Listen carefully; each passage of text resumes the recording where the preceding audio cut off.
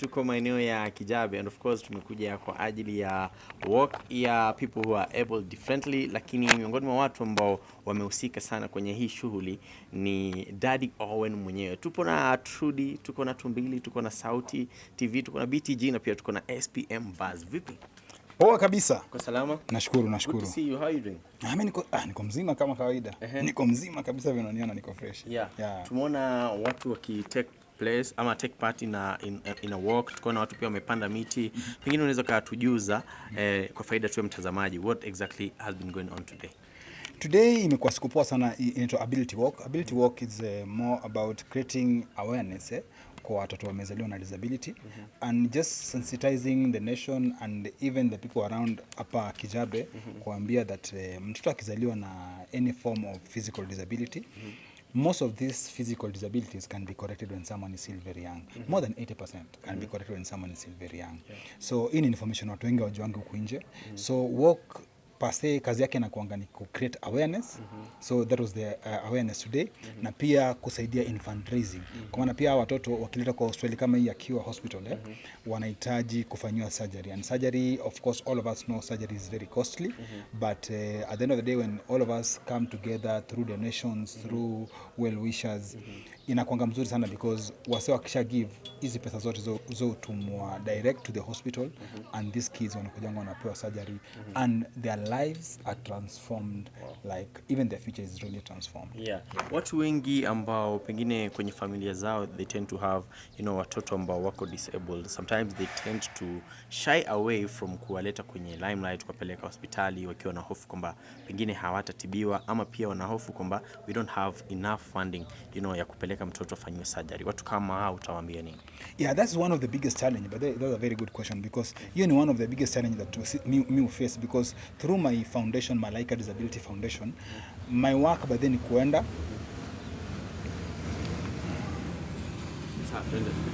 iko sawa? Okay, through my foundation, Malaika Disability Foundation, kazi yangu pase ni kwenda kwenye vijiji, kwenda mashinani na pia areas zenye unajua ziko affected sana na watoto wamezaliwa na ulemavu. So nikishafika huko, one of the biggest challenge, for example, nitoka hapa niende Wajir, we face most of the time when as our foundation, when we go to those villages ama uko mashinani, unajipata uko Malika, Pokot, Samburu, Busia, kule ndani kabisa, Homa Bay. Ukishaingia kule ndani unapata there are some cultures who still believe that giving birth to a child who has any form of disability is a curse. Na bado kuna zile cultures zinaamini mtu akizaliwa hivyo unasikia anatupwa huko nje, anatupwa kwa msituni na vitu kama hivyo. So kazi yangu muhimu kuwa ni kusensitize hawa wazazi. Kazi yangu huanza na local chief. I talk to local chiefs, naambia if you know any child ama any story that you know around the area, kama kuna mtu amezaliwa na any form of disability, kindly tuambie. Kwanza si ufanya kitu inaitwa medical camps like during the week. So kama tumeenda Pokot tutasema Saturday kutakuwa na medical camp, but during the week tunafanya sensitization around the villages, kuambia tu watu on Saturday tutakuwa hospitali fulani, kama uko na mtoto tafadhali mlete Jumamosi, na tunapeana pamphlets, flyers, tunawaambia leteni mtoto. Wakishaletwa kuna kitu nafanywa inaitwa medical, wanafanywa kama medical inspection to confirm the level of disability that they have na kuconfirm to how it can be resolved. And from there tutachukua namba zao, tunachukua all the information that we need. Watu wanakuja wanaletwa hapa Kijabe, then surgery is performed on them. But the most important thing ni kuambia the nation ama kuambia wananchi huku nje, if you know anyone who has any form of disability, usiogopa ati because amezaliwa na disability, maybe hauna pesa na vitu kama hizo. Talk to us. People like us, we know how we can help you and how such challenges they can be, because kuna well wishers. Mimi napatana na watu huku nje wananiambia mimi ndakusaidia mtoto yote tu apate surgery, na unapata ako willing hata kulipia mtoto apate surgery, na uko na mtoto nyumbani pengine una feel hauna hiyo pesa ya kumleta hospitali. So speak up, talk to your local chiefs, talk to your hospital, talk to any organization. Mimi kama unaweza pata handle yangu on social media, just inbox me. I normally help so many kids who are born with disabilities. Surgery labda ina cost how much, because tunaelewa hapa ni Kijabe and most of the people wanaelewa Kijabe inakuwa very very expensive. How much does it cost? Okay, in general you huwezi quantify kuseme because you see there are very different forms of disabilities, physical disabilities, because unapata mtu maybe akona club foot na mwingine maybe akona mkono maybe imevunjikana ndani ikaikuwa vibaya corrected vibaya, ama mwingine amezaliwa mkono ni fupi na vitu kama hizo. So you see all these things because lazima taongezwa chuma ndani ndio mkono ikuwe level na hii nyingine. All these things vary, but most of the time we normally tell people that those who want to give is in between 60,000 to 120,000, but the surgery can be even exceeding that amount. But you see, you remember at the end of the day, as much as the doctors are doing this through funding and all that, bado kuna some cost here and there that zinafaa kulipwa and all that. But as a parent, that is not your cost. That is not your cost. Your cost as a parent is utuambie tu uko na mtoto anahitaji kusaidiwa, then of course guys will come together, look for ways to make sure that mtu atapata surgery. My aim ni to make sure that in future kuna eradication of all watu wana disability that can be corrected. You know, kuna zile zenye unajua hii ni more of neuro, but kama ni zile za physical disability that can be things like club foot, I don't think in the next like 10 years Kenya we should be witnessing children who are walking with club foot. Yeah. Pengine niulize Cure the center mpaka sasa hivi mmekuwa able kuperformia surgery ambazo zimekuwa successful kwa watoto kama wangapi hivi? Wow. In a year alone is more than 2,000 children. Wow. In a year alone, because you can imagine because okay, I don't work at Cure, but my foundation works closely with Cure. Yeah. So mimi peke yangu kama through Malaika Disability Foundation, the children that nimeleta hapa every year is more than 500, 600 every year. You understand? And you see, at the end of the day, Cure alone, they have more than 2,000 kids that they support every year. You understand? And unaona hizi ni shida bado tunaziface around.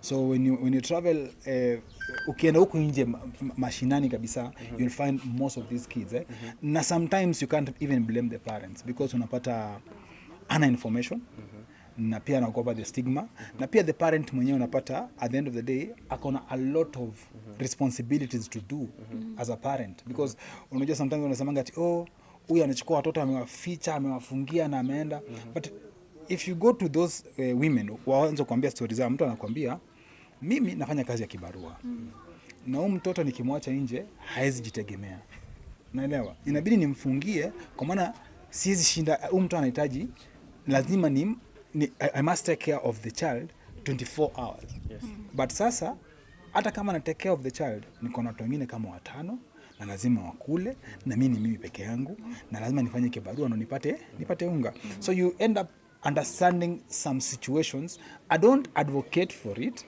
but you understand some situations and then you advise them to do something that is correct ama the right way to do it. Unaambia if there's and that's why yes najenga ma children centers ama children's homes ama technical schools around the country. That's another thing that watu wengi wajui ufanya. I'm going to those villages to make sure tunaongea na county government ama tunaongea na watu wenye donors, we buy land, we build a vocational home for these kids so that at the end of the day there's someone who's taking care of them. You understand? As a mother hata maybe anaweza kuwa anamleta hapo kama daycare, anamleta anamwacha hapo, kuna caregivers who will take care of the child, mama anaenda kibarua yake and then mtu anashughulikiwa. Owen, as you've said, every year mnakuwaga na 2,000 people with disability na tunaelewa wako wengi. How do you go about this? Maybe unaweza enda upate wako more than that, ama kuna wale wanaweza taka wasaidike lakini nyinyi mnaona labda hawafai kusaidika hiyo time. So how do you deal with such cases? There's a roster. So by time there's a full calendar whereby we do medical camps and we've divided so many regions, like tunasema kama sasa tunaenda central, tunaenda coast, tunaenda hivyo, you understand? So by time tunaenda coast region, we know in the coast region if this month we are taking care of coast and eastern, so we know this month is coast and eastern. So kuna a very good schedule that imepangwa because this hospital that has been running for so many years, so they have the experience on how they know how to prepare the schedule and the program itself. So sometimes wanakonga more than 2,000, but it doesn't mean that hata kama wako more than 2,000 hawezi shughulikiwa, bado wanashughulikiwa because we have doctors in this hospital, we have equipment in this hospital, and we have very good caregivers in this hospital. We have the wards and we have it's just a very good facility that take care of these kids. But at the same time, it doesn't mean that we don't call out for guys well-wishers to come and contribute whatever they feel like, because sometimes kama jana nileka tu post hivi, mama fulani nimeweka tu in less than 2 minutes alikuwa shatuma pesa, akantumia message yake ya M-Pesa, akaniambia this confirmation, I can't make it for the walk tomorrow, but I hope the money that I've sent will help the children. Wow. So that's what we do. Okay, pengine niulize, we've seen, many people, let me just say a few people come up with organizations kama hii yako ya Malaika, to just be able to help people with disabilities, sana sana watoto. Is it that the government pengine haijafanya enough ama inakuwaje? Government iko na organization inaitwa National Council for Persons with Disability, NCPWD. National Council iko pale Westlands, na inafanya kazi yake. Wewe sema atifanyi kazi yake, inafanya kazi yake. It's only that we know at the end of the day it's already overwhelmed. The same way there's public schools, the same way there's public hospitals, but at the same time we still have private schools and still have private hospitals. So the government is doing its work through National Council. National Council inafanya kazi yake, but at the same time we can't all depend on just the government. Kama uko na hiyo umepewa kama mimi sahi, I only thank God because I'm using my platform, I'm using my brand, I'm using what God gave me, to be as a public figure to help other children. And you see sometimes whenever I go to those villages, they look at me and they're like, you are so believable, as in we tumekuona, tunakujua, tumejua ukifanya hizi campaign, so whatever you tell us, we know it's true. So sometimes they want to look at someone who they trust, a familiar face that they trust. So the government is doing, but we still call upon the government to continue helping National Council, because National Council, sometimes I always feel like it's overwhelmed, maybe by the budgets and everything. So if the government can continue fund through National Council, I believe we'll see so many changes. At the same time, there's a bill, I believe, in Parliament right now, I think it's in the Senate, the disability bill that was signed during Kibaki's time. Right now in Bakitu, ipitia Senate, it's just an amendment that I believe inafaa kupass through Senate. So I'm just calling upon the senators, the Senate, to make sure that such small issues kama hiyo, they just look at it and help most of people who are living with disability. At the same time, there are issues whereby one of the biggest challenges I feel in this country towards the disability, ni if someone has physical disability, imagine after 5 years, they have to go and renew. You see, kuna mtu kuna permanent disability, haitai change. So I don't get the point of why should you go after 5 years? I always wonder, is the government expecting that a miracle tafanyika in between the 5 years? Because if someone has permanent disability, this person, life yake iko hivi for the rest of his life. Kama ni kitu ya compare when it comes to tax evasion and all those things, make it permanent. It should not be renewed after 5 years. So that's what I'm just calling upon the government. Kindly, we can check on such things, which is very important. At the same time, funding when it comes to children who are born with disability, how they're going to school and everything. Kindly, I pray and urge the government to look upon such. Okay, huko nyuma kuna ward ya watoto. Yes. And of course tunafahamu kwamba watu ambao wanakuja, they come from different sides of Kenya. Yes. Pengine is there a plan to set up something for them, wazazi wenyewe wakikuja, because I do understand kwamba pengine hii sehemu inaweza kukosa the hotels ama the facilities za kuchukua watu ambao wanakuja. So pale nyuma, behind this building now, that's where there's the main wards and the main theater ziko pale. But where we're standing right now, this is a new building, as you can see. It's a new building that last year, was it last year? I think last year, because I work closely with Cure, when I came here, we came here with Sylvia Molinge. At that time, she used to work at Safaricom. So when we came, I told Sylvia, the biggest issue I've noticed about this hospital is that when the children come and the patients, when they come, they have to come with a guardian. But the problem that is happening in this hospital is that hizo ward zenye watoto wanalala zimejengwa za watoto. Even the beds and everything zimejengwa za watoto. So when the guardian comes, they always struggle where to accommodate, where to go and sleep, because mtu anakuja hapa, for example, you find a kid from a place like Malindi ameletwa. Akishaletwa anaambia surgery itafanywa kama after 2 days. Anakaa hapa, inabidi alale hapa. After 2 days surgery kishafanywa, inadependa observation ya daktari. Daktari akishaangalia anaona mtoto I thought she'll recover maybe after 2 days, but the complication that through the surgery to may notice that inabidi akae another 14 days. So you see those 14 days, it means the guardian should be staying here with the patient and the child. So that's when we came up with the idea na nikatafuta funding, we build tukajenga hii section yote, this ward. Now this ward ni ya guardians. So wale guardians, instead of struggling those days when they're taking care of the children, the guardians now they can come and live here. And I spoke to Sylvia. Sylvia at that time she used to work at Safaricom, and then now Safaricom Foundation decided to give us 37 million to build this ward. Yeah. Kwa hiyo imewachukua kama miezi mingapi ndio ifike ilipofika? Last year sasa tuko April. Yeah. I can say 5 months. 5 months. Yeah, 5 months. 5 months. So ni pesa tu, bora pesa iko ni. This is like 5 months because I remember kama ikuwa groundbreaking tulifanya, ndaangalia hapa ndakuonyesha, tulifanya I think November last year. So iko na rooms ngapi maybe in general? In general unajua it's more of like a ward so it's just imekuwa tu partitioned. Sija confirm exactly how many beds, but I can look at the proposal, but I'll confirm how many beds it can accommodate. And I'll take you for a tour, mtaiona. So eventually as Malaika Disability Foundation, we made sure that Kiwa received the funding, and here is the progress of what we did. Pengine, when are you planning to launch it? Now that one depends with the administration at Kiwa, because my work per se as Malaika inakuanga ni to look for funding. So nikishapata funding, and then sasa hawa wanapewa responsibility, because you see at the end of the day is their project and it's their facility. So wenyewe unajua siku yote, but tushafanya groundbreaking, so we're just waiting for the launch. So I'll confirm with the administration when they're planning to do the launch. Okay, maybe to take you back kidogo, what inspired you to have such whatever, like what you're doing right now? Nini ilikuinspire? I lost one of my eye in 2001, and after losing my eye, I discovered how much people who are living with disability face stigma and all that, because my eye at that time before nifanyiwe operation ilikuanga white. So everyone ilikuwa naenda, watu wananiangalia vibaya, watu wanashangaa mtu anakaaje, unaona kila mtu unaelewa, anakutreat different because of your eye.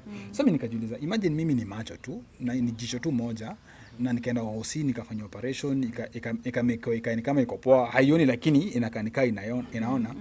But imagine in my position at that time hata sikuwa nimeanza muziki. So by the time I became a musician, I used to have that heavy heart in knowing that people who are living with disability wanna face a lot of challenges and a lot of stigma.